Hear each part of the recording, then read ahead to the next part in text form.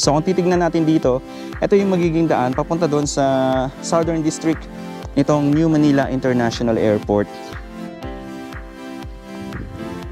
Pwedeng dito dumaan siguro yung mga truck, yung mga kargamento papunta doon sa airport. Kesa dumaan pa sila sa expressway o yung elevated na expressway na NALEX at saka SALEX, baka dito na lang dadaan sa sa baba.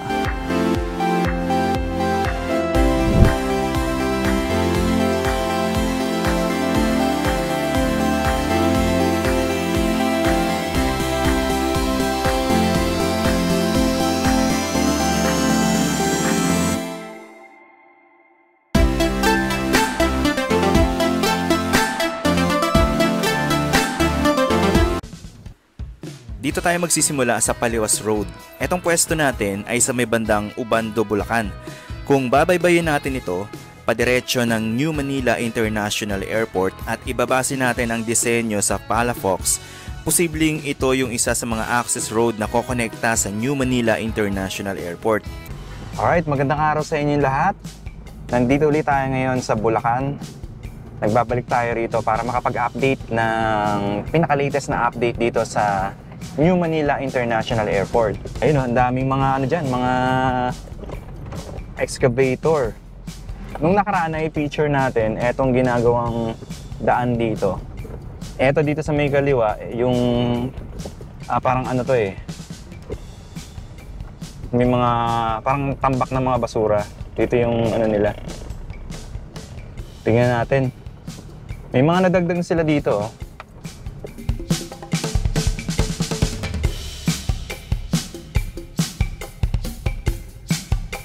So, tingnan natin kung hanggang saan na yung nagawa nila. Kasi last time na nag-vlog ako, wala pa yan. Sobrang maputik pa noon. Ngayon, ito na Diretso tayo doon. Tingnan natin kung gaano nakahaba. Last time, hindi natin napuntahan to kasi hindi na kinakaya ng motor. Sobrang putik noon. Nagmotor lang tayo noon. Ito parang nadagdagan na yung parang mas mahaba na ngayon yung reclamation dito. Ang daming ibon.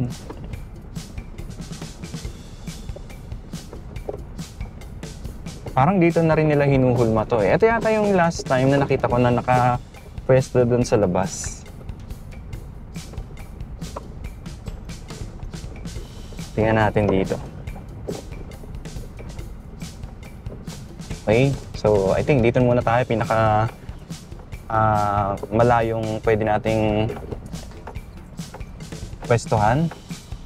And then nandun sa harapan natin itong New Manila International Airport. So palapad tayo ng drone and tingnan natin kung ano na yung itsura ngayon dun. Diretso tayo sa kabilang gilid nitong New Manila International Airport. Nasa gawing kaliwa natin mula sa Paliwas Road. Base sa disenyo, ito ang tinatawag na Southern District. Bali nahahati sila sa tatlo, ang Northern District, ang Central District, at ang Southern District. Dito sa Southern District, located ang Aero City. Kabilang ito sa 2,500 hectare property project ng New Manila International Airport. Ang Aero City ay isang mixed-use development na bahagi ng New Manila International Airport. Isa siyang modern aerotropolis, isang city na binuo sa paligid ng isang airport. Magkakaroon dito ng mga residential, commercial at recreational spaces.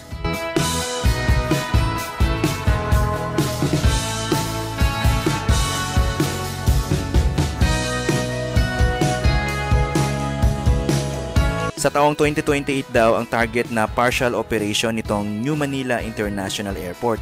Project ito ng San Miguel Corporation under ni Mr. Ramon Ang. May budget ito na more or less 740 billion pesos at pag natapos na ito ay kaya nitong mag-accommodate ng 100 to 200 million passengers kada taon. Magkakaroon ito ng 4 na runways at may tuturing na game changer ng economy ng Pilipinas. Makakatulong din ito na ma-decongest ang Ninoy Aquino International Airport kapag natapos na ang project na to.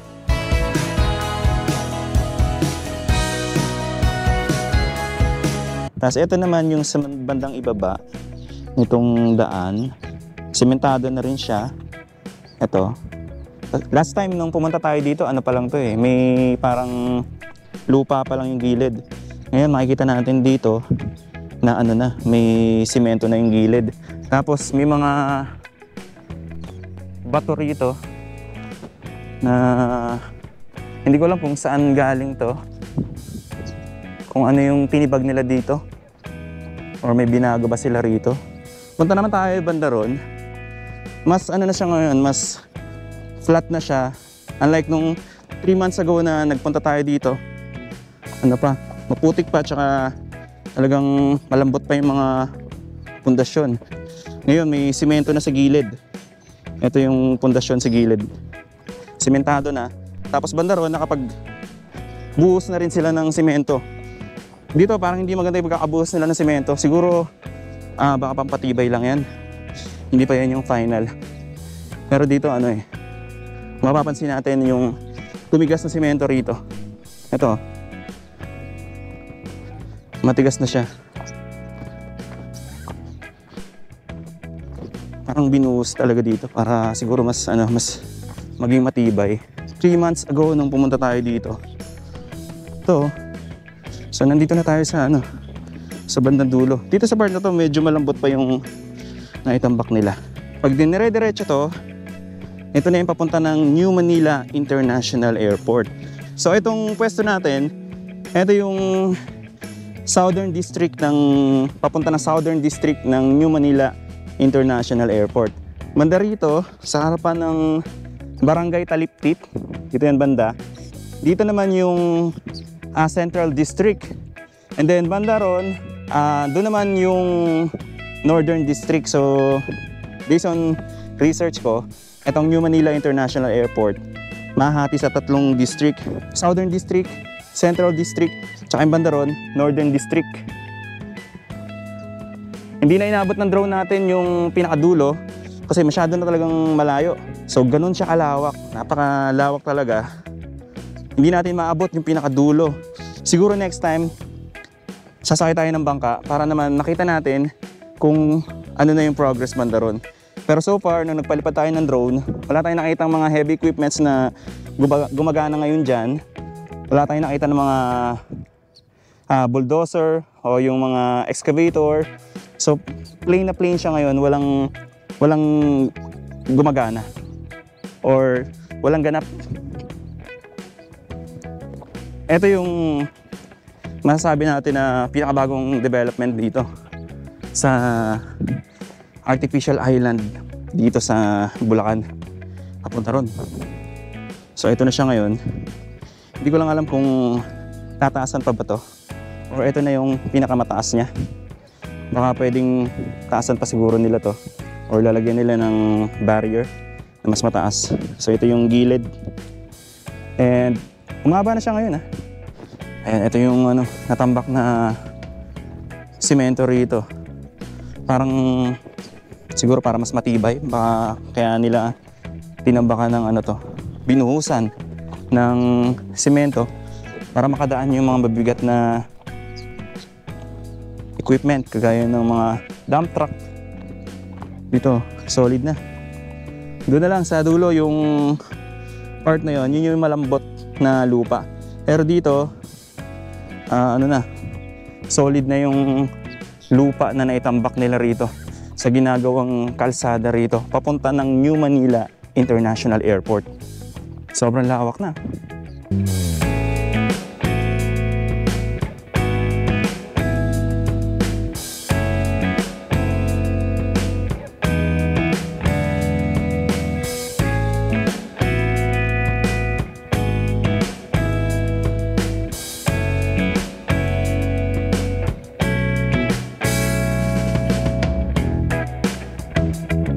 Alright, so meron tayong nakalap na info about dito sa ginagawang kalsada. So ang plano dito is itong kalsada na to, didiretso to papunta dun sa New Manila International Airport and then magkakaroon siya ng sanga paliko papunta naman ng Malabon at saka Navotas. So letter Y, pag ganun. Didiretso to papunta ng New Manila International Airport. Tapos meron ding daan palikong ganon papunta naman ng Malabon at saka Navotas. So yung mga taga Navotas at saka Malabon, meron silang access papunta dito sa New Manila International Airport. So hindi na sila dadaan dito. And then eto nga pala ang mga girder na to ay pansamantala dito lang muna nilagay.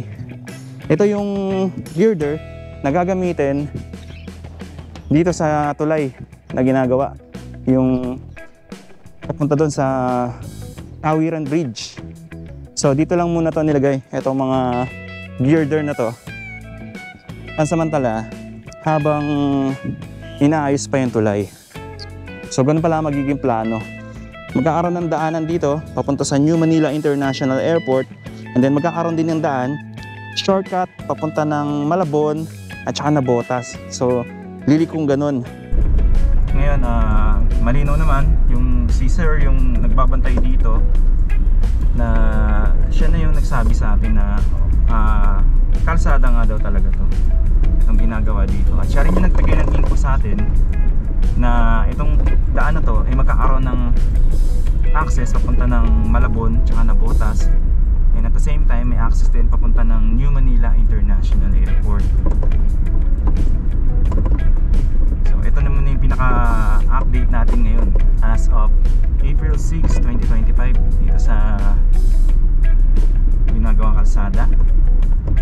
So ngayon palabas na tayo at papunta na tayo dito sa main road.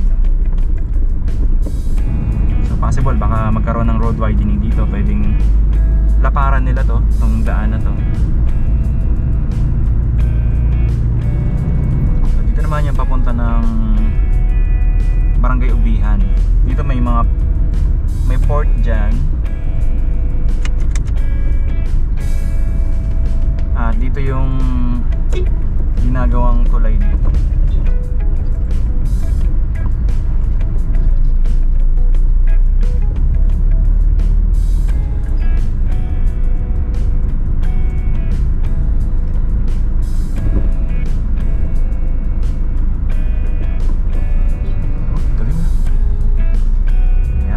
Pala yung yung ginagawang tulay dito, itong Tawiran Bridge. Ito na siya ngayon. Mas ayun sa harapan. Ito yung tinaasan kasi mababa siya. So ang design dito is mas mataas na siya kapag natapos na. So ano na yan, paahon na to pag natapos na. Paano yung mga bahay? Ha? Hindi naman sila maapektuhan pag ginawa yung tuloy na yun. Tinasan lang. Ayun mas mataas na siya ngayon.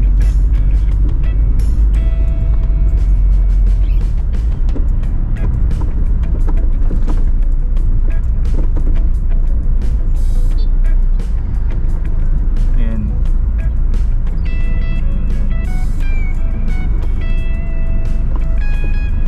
Ayan yung mga nila, columns.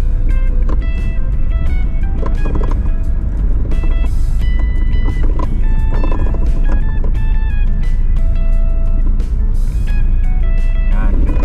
So pag once natapos na to, nandun na, ito na yung ilalim ng tulay, nandun na sa taas yung bagong tulay. Ito yung luma na tulay, ito yung dinadaanan natin. So meron na silang nailagay na ayun, yung girder nga, concrete girder, yun pala yun.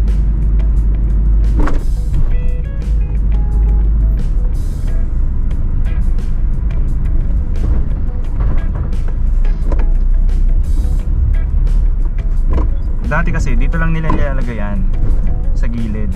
Ayun yung mga concrete girder. Ngayon doon na nila nilagay kasi mas malawak yung space doon, unlike dito na masikip.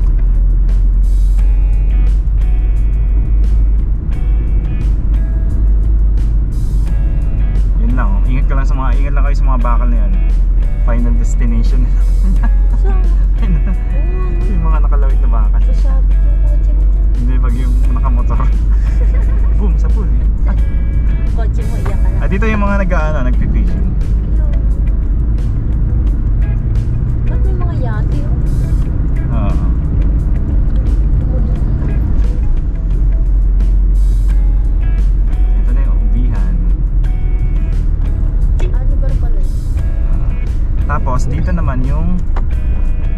Bulacan, Bulacan. Ubihan. Tapos violet. Puro ubi ba dito? Oo, kaya nga ubi. Kaya pala. Kasi ito na yung bayan ng Bulacan, Bulacan. Yun o. Tuloy po kayo sa bayan ng Bulacan. Bulacan. Ayun, sa taas. Bayan ng Bulacan. Dito po, malapit na ang aming fiesta.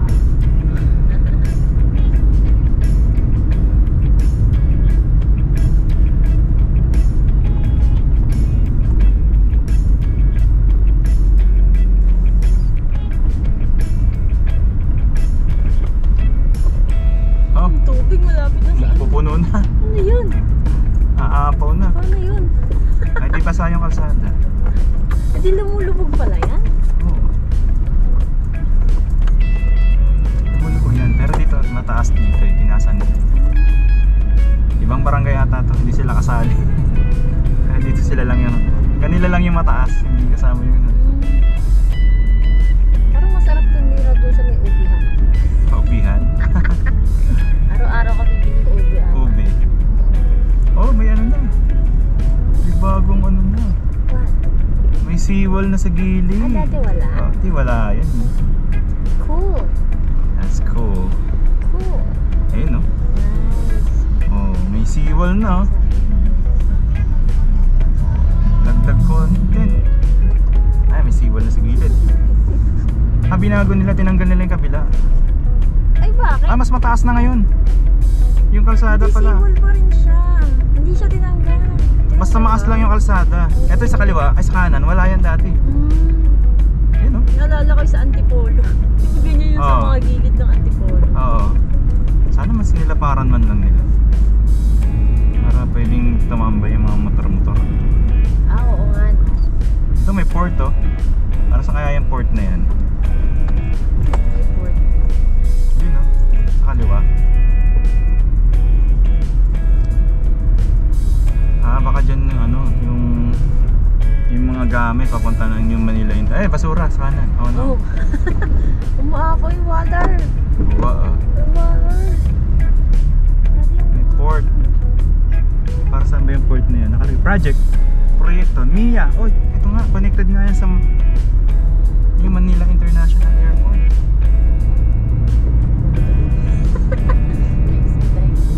Hindi, ano lang. Nag-overtake lang. Ako na-excite